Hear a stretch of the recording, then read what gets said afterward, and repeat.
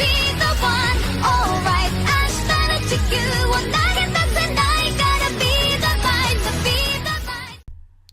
Hey guys, what is going on here? It is yours truly, the real Sakurai here, and today we are doing another reaction of the Infinity Gauntlet part 5 this time. This one was surprisingly actually requested by one of the people who viewed the last one. And his name is go by the name of Kim Daniel Thorkilston. If I pronounced that wrong, I'm very sorry. Even though, you know, I kind of really want to do this all the way to completion, but I am glad that somebody is finally, you know, giving me more recommendations, because that's what I was asking, like, in the past couple of videos, like, let me get some more recommendations, like, I want to hear from you guys, what do you guys want to see on the channel, and this is a start, so I'm not complaining at all. So without further ado, let's get to part 5, and this is called Astral Conflagration part 1, alright, now, let's get on to it. Yeah, I haven't done this in a while.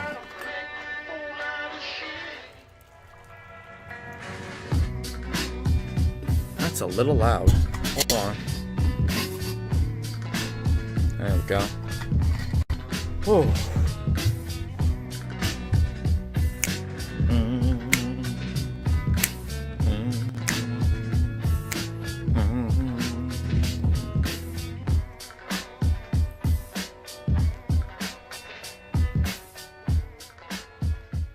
So it's finally here, after a week and a half of waiting, which you guys have been so patient for.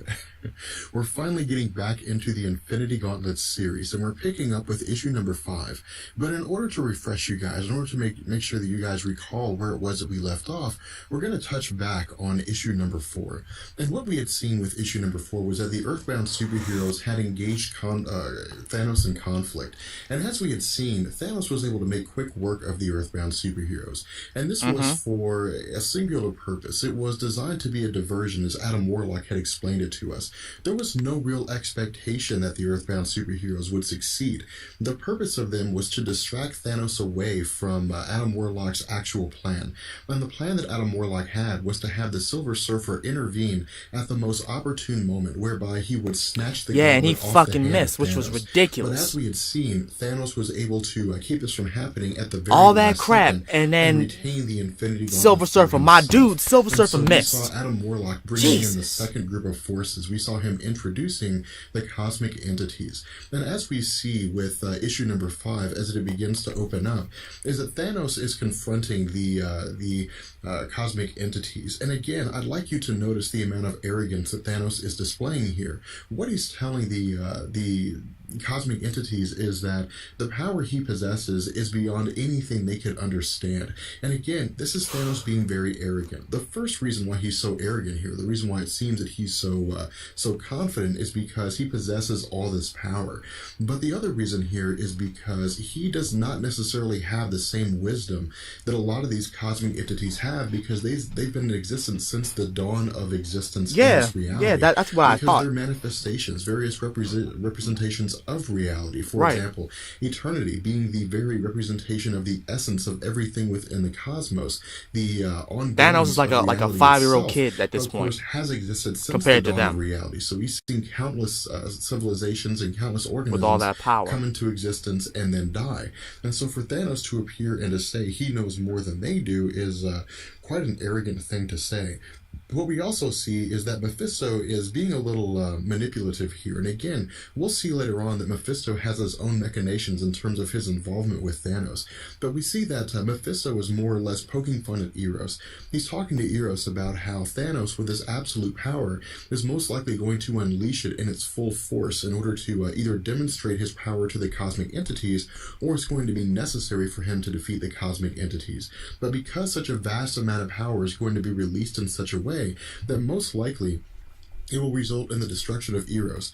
Now, he says that because Thanos can manipulate the very fabric of reality, most likely he will destroy anything he cares about, restore anything he cares about that had been destroyed, and that this may very well include Eros.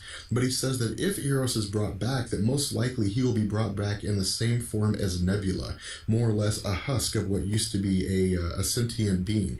And so for Eros, this is horrifying. Eros is absolutely distraught at the idea of coming back and kind of walking this line between life and death, not necessarily being considered alive, but not being allowed to die. Yeah, and so what we that see as that's kind of scary. To unfold as things begin to progress is that Thanos that would mess with my unleashes mind. this power that he has. And the way it's done here, it seems to be just absolute power, absolute raw ability. And the Watcher explains to us in telling us that this is the initial clash. This is the initial conflict that the cosmic entities have with Thanos. And what we'll see as the story progresses is that the cosmic entities will each take turns trying to defeat Thanos using the powers that are relevant to them. And what the Watcher tells us here is that he's afraid that this may very well herald the end of the universe. This may bring everything to an end, just because of the sheer amount of power that's going to be displayed.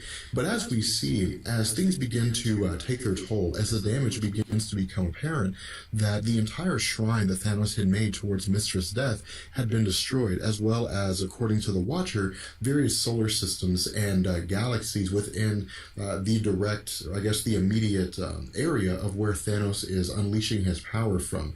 We then, at this point, switched to Eros, and Eros was absolutely certain he was going to be killed. He was absolutely sure he was going to die. But what was very surprising to Eros was not only the fact that he was very much alive, but the fact that he was being saved or being kept alive by Mistress Death herself alongside Nebula. And so what Eros speculates here is that the hatred that Mistress Death has for Thanos is quite possibly something none of them can understand, just because she's going to the lengths of saving the individuals which Thanos detests the most. Yeah, because she can't stand Thanos. Simply just be an instance of her He's being an asshole right now. He despises Thanos.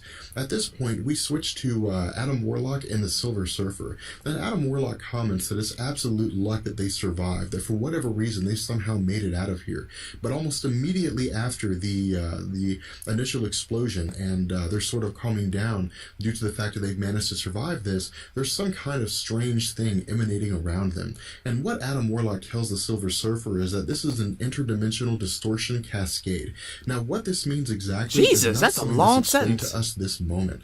But what we see as the story continues is that Adam Warlock says that they need to get out of here as soon as they can, because if they get sucked into it, they may not survive. They may be sent to another dimension. Lord they may Jesus. be eradicated entirely.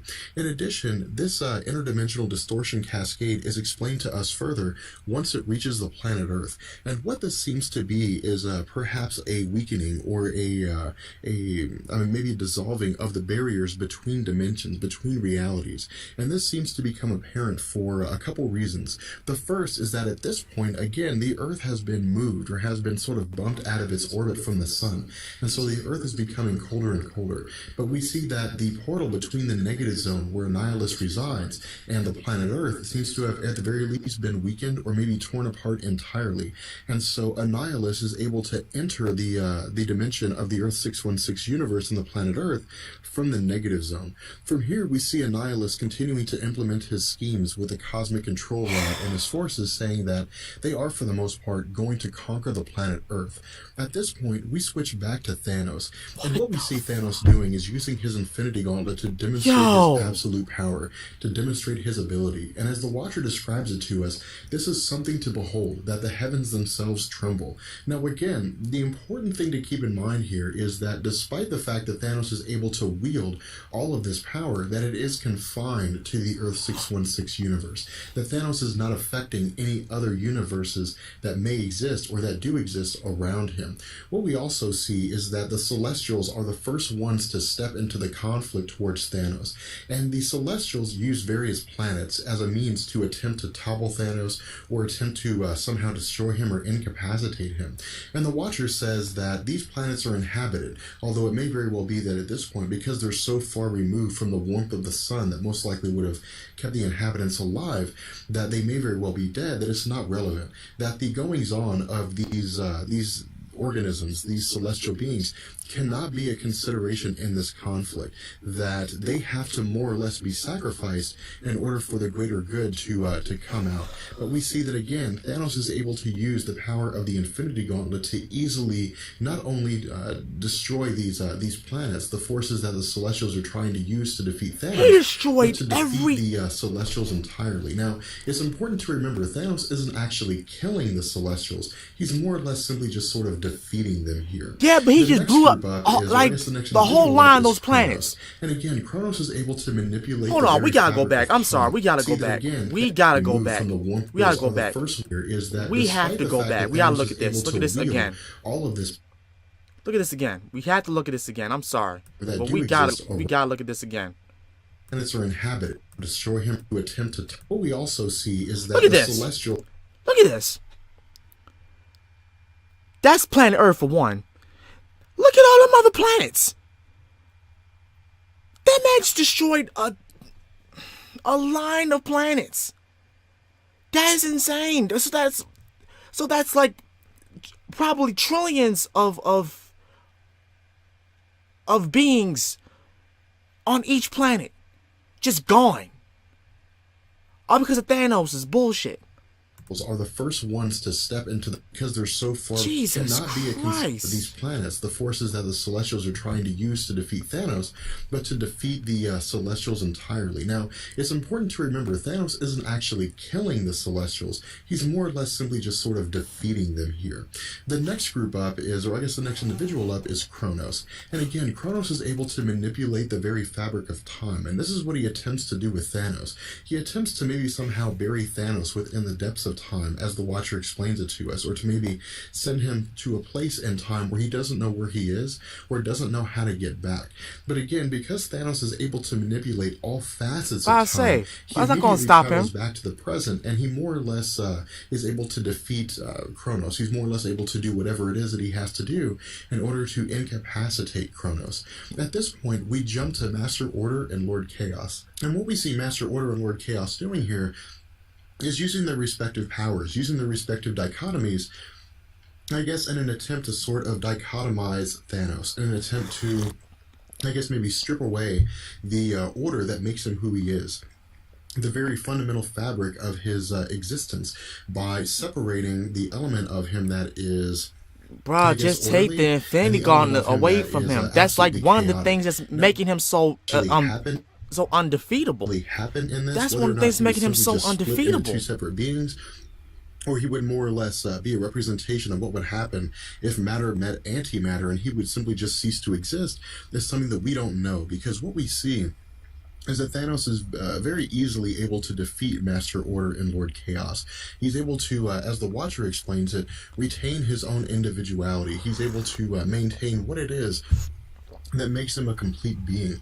From here, we switch to the Stranger, to Galactus, and to the representation, I guess, of the new form of Eon. And what we see here is that these individuals attempt to use their absolute power. They attempt to use all the power that's available to them in an attempt to more or less override or to overthrow the power of Thanos, to simply just, I guess, encompass him with so much power that there really isn't anything he can do to stop them. But again, we see Thanos simply just using the power of the Infinity Gauntlet to easily defeat them. And what you're seeing here is this kind of pattern. You're seeing that Thanos is able to more or less just use the Infinity Gauntlet to simply wipe away everything that everybody is, to simply just eliminate them almost entirely. Now again, he's not killing them, he's simply just incapacitating them or demonstrating to them there's nothing they can really do.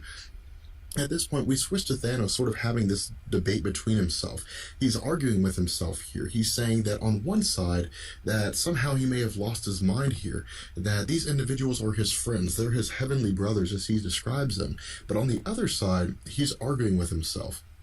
He's saying that they deserve what's taking place here. They deserve the punishment that he's giving them, and that he's going to kill them all. But then we see that Thanos begins to realize what it is that's taking place. He realizes that this is not necessarily an actual argument that he's having with himself, that his emotions, his perspectives are being manipulated, and that these perspectives are being manipulated by Mistress Love and Sire Hate. And again, these are the opposing forces of love and hate within the universe, and Thanos is able to banish them. He's able to defeat them in the same way that he was able to defeat the other cosmic entities. But then we see that Mephisto makes his machinations known. Mephisto surrounds Thanos with Hell's fire, and when he does, he leaps at Thanos and attempts to remove his Infinity Gauntlet. And Thanos is actually a little surprised by this. He's a little shocked to see that Mephisto is attempting to manipulate him. Now, whether or not this is because Thanos is simply just never really taken the time to read the mind of Mephisto, or because Mephisto is somehow able to shield his mind from Thanos, is something that we don't know. But given the fact that Thanos has the Mind Gem and has absolute power over the minds of others, we're most likely led to believe that Thanos had simply just not questioned the allegiance of Mephisto. And again, this is most likely pointing to the arrogance that Thanos had, that anyone who's going to side with him because they realize how powerful that he is, and it would be foolish for them to do anything otherwise. From here, we see that Thanos is again able to easily overpower Mephisto, and is in the process, or I guess is preparing to kill Mephisto for his actions. But before he can actually kill Mephisto, we see that the two of them are separated by the actions of a third party. And what we see is that Mistress Death has intervened on behalf of Mephisto and saved his life by more or less pushing Thanos out of the way. And Thanos feels betrayed here. He feels angry here, because for him, this is the ultimate step that Mistress Death has taken to demonstrate that not only has he not gained her affections, but that there's nothing he can really do here in this circumstance, as it appears, to please her. Thanos says that he offered her the universe, that he did everything he could to make her happy, but she simply just couldn't accept it. At this point, She didn't want you, bro. Entities using their power alongside Mephisto and Mistress Death to She didn't want you. intervene while he's distracted, and to blast him with the, I guess, all of their combined powers. But again, Thanos recognizes what it is that's taking place here and immediately overpowers all of them. And when he does, he imprisons them. He places them in some kind of a cosmic stasis.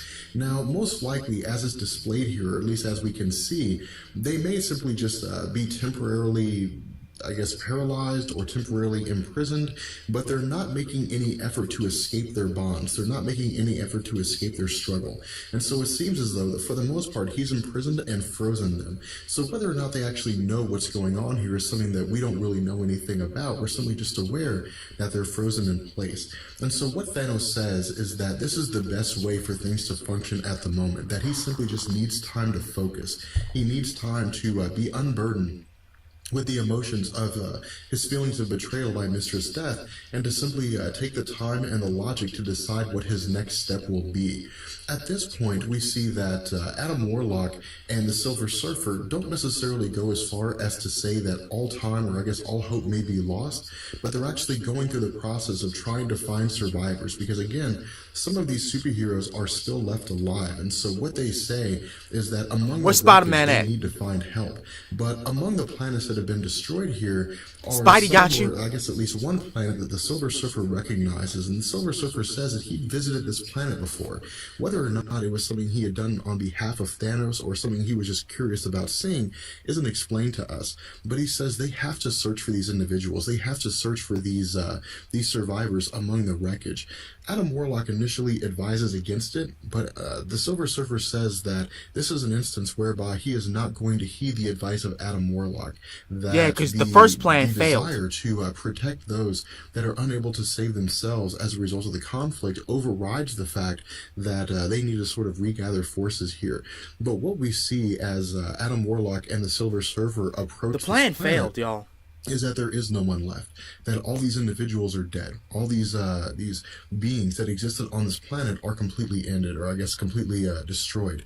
From here we see that the Silver Surfer actually takes this quite hard. The Silver Surfer, as is explained by Adam Warlock, is an individual, despite his vast powers, that functions in the same capacity for the most part as other sentient beings, in that he feels love, he feels hate, he feels remorse. And this is a very overwhelming experience for the Silver Surfer to know that the entire entire inhabitants of this planet have been destroyed in the midst of all this chaos. And so the Silver Surfer says this needs to end. Adam Warlock agrees here. Adam Warlock says that Thanos is a nihilist, and that in order for this conflict to come to an end, that he has to be defeated entirely. Otherwise, he will eliminate all life in the universe. Not Yeah, I necessarily truly believe because that. he's looking to appease No Mr. doubt about Steph that. anymore, but because he is, in effect, a heartbroken being and will lash out at virtually everybody. From this point, we see that Eternity has now joined the fray. Oh, and Eternity shit. is, as we know, the most powerful of the cosmic entities. And so this conflict between Thanos and Eternity will, for the most part, tell us exactly who it is that is more powerful here. Whether or not it's Thanos using his Infinity Gauntlet or Eternity using the vast power of the very fabric of the Earth 616 universe within itself as a means to combat Thanos. What we see Thanos saying here is that the prize that awaits him with defeating Eternity is something he has struggled for. The absolute authority of power within the universe is something he has strived for. And this, as he explains to us, is the actual result of his plan. This is really what he was looking for when he went about the process of capturing the Infinity Gems. And what we see is that Eternity simply tells Thanos to prepare himself, to defend himself. But before we actually see what takes place between the two of them, there's some kind of an explosion or some kind of conflict, and all we see is a bright light with Adam Warlock and Silver Surfer saying that this can't be the end. This can't be the end of the universe, but that this conflict has to somehow come to an end entirely. From here, we see the Silver Surfer and Adam Warlock more or less surprised by what it is that's going on. And Adam Warlock says that the end of this battle has more or less already been decided. Silver Surfer asks how it is that Adam Warlock knows this.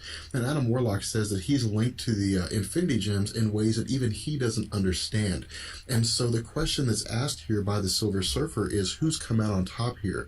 Is it Eternity or is it Thanos with the Infinity Gauntlet? What he says is that the person who loses is the person who has chosen defeat subconsciously, who has already simply just allowed himself to lose. And so what we see that Adam Warlock more or less saying is that the successor here is most likely Thanos. And the reason why is because Eternity recognized the fact that Thanos probably has more power than he does. But that's Eternity ridiculous! is not fighting logically. He's not fighting reasonably. He's fighting out of anger. He's fighting out of rage. He's allowing his emotions to get the better of him. And when a person fights in an emotional state, they're not thinking rationally, and by virtue, they can't be intelligent. At this point, we see Adam Warlock telling Doctor Strange that they need to be retrieved. And so Doctor Strange teleports them back to the planet Earth. What we see, again, kind of going on here is this explanation of what all's taken place, that the cosmic entities have been imprisoned. But then we get, I guess, a little further expansion by saying here that that Eternity is one of the cosmic entities that has now been imprisoned, indicating to us that Thanos has in fact come out on top, that Thanos has been able to use his power to defeat Eternity. And so from here we see that for the most part Thanos doesn't necessarily appear to be dead, he simply appears to be unconscious. And Taraxia is trying to speak with him. She's trying to awaken him from his state. And she asks him to simply just speak, to say something, to do something to indicate that he's alive. But what we see is that Thanos appears in the cosmic entity form of Eternity, indicating to us that Thanos has usurped Eternity as the absolute authority within the Marvel Earth 616 universe. From here, we're going to bring the first part of video number 5, or I guess of Infinity Gauntlet number 5, to an end. And we'll pick up in the next video when we see this sort of panic taking place.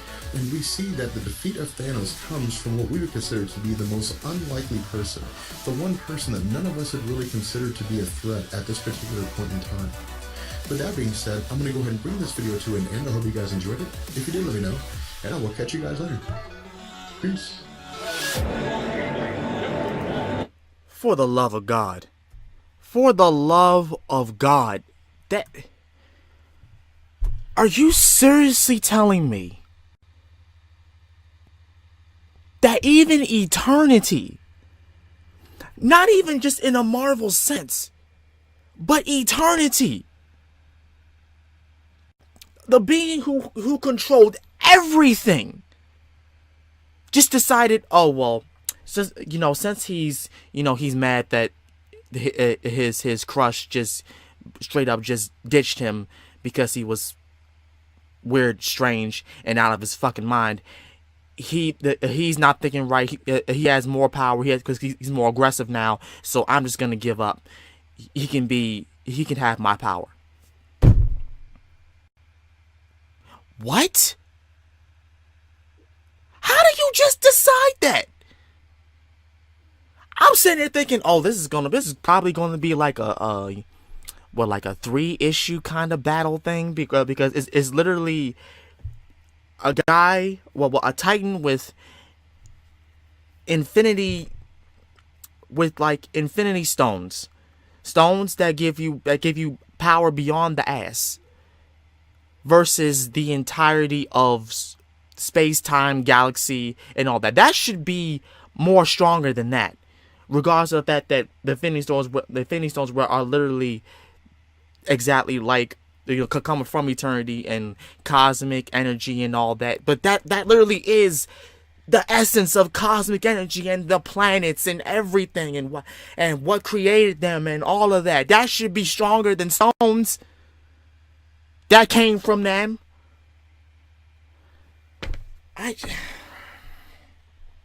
And then we find out that all the heroes are dead. All of them are dead.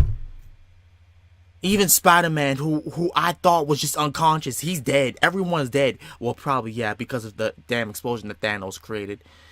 Because he got so immersed with power. Now, he's left his real body, and now he's just he's in the cosmos. Like he literally has become eternity. The very power that he wanted to have. Also, I apologize when I cut to the part where they showed the planets and all that. But that just baffled my mind that Thanos had the strength to obliterate all them planets in a lineup and just eradicate the each cosmic entity that came to challenge him. That's ridiculous. And then they all came to charge him at once, and still they could not succeed. And then Eternity shows up, and bam, he just decides that, oh well, he's obviously powerful, so I'm just gonna let him have this one. How does that?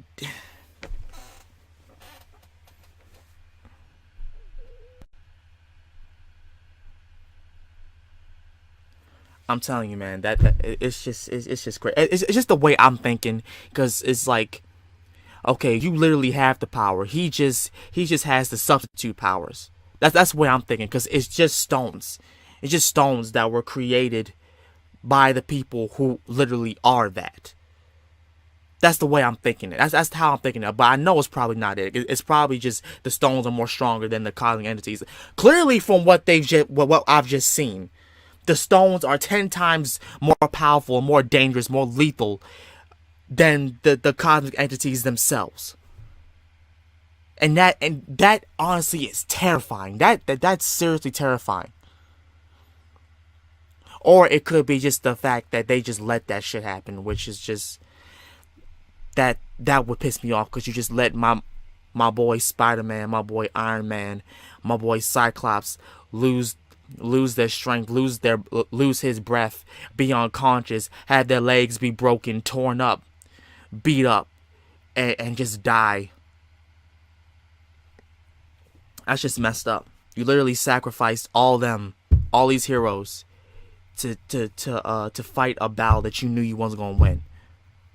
I'm sorry, Adam Warlock, but even though you are as powerful as you say you are, that was a dumb plan, because it did not work. Having all them just sacrifice. This ain't Yu-Gi-Oh! Adam Warlock, alright? This ain't Yu-Gi-Oh! Where I sacrifice 50 heroes to have summon Silver Surfer and dive in and steal the Infinity Gauntlet away from you. Like, ha! You can't be powerful now. Woo! That didn't work.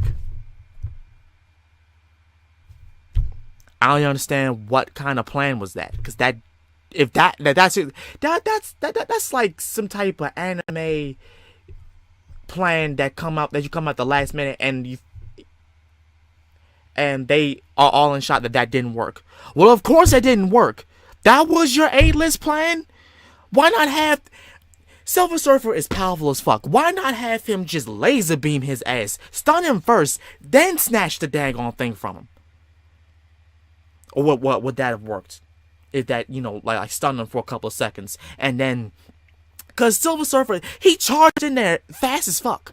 If you saw the last one, he came in there fast as hell and tried to snatch it. Why not just start throwing shit at him while you charging there charging up there fast as fuck, and then swipe the shit if you that fast?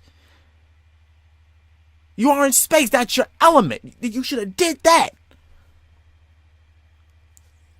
I don't know. It's just that's just me and my way of thinking. Please don't get mad at me. It's just my way of thinking. I don't know, cause like for some people in the heat of the moment, you don't really think. You can't think things clearly. And after it's over, you start to think like, oh, maybe I could have did this differently. Oh wow, I could have did this differently, and this, that, and the third. It's just my way of thinking. But anyway, yeah, I love this video. Go subscribe to this guy's channel if you haven't. He explains this comic very well, because if I just read it myself, I would not have understand half of it and why all this is happening. Even though they say it, you know, in each page, like each character talks about what's going to happen.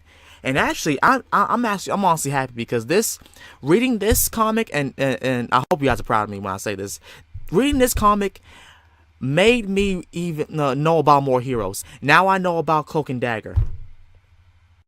I didn't even know about those two heroes, and now I know about Cloak and Dagger. And I'm gonna be definitely looking at a lot of more heroes that haven't got, you know, the limelight as of yet, but I'm sure they will soon. Yeah, but if you guys enjoyed this video, please give it a like, comment, and subscribe. Let me know what you guys think about the video. If you have more reaction requests, please let me know. I am open for you know, I'm open to have even more reactions other than Marvel.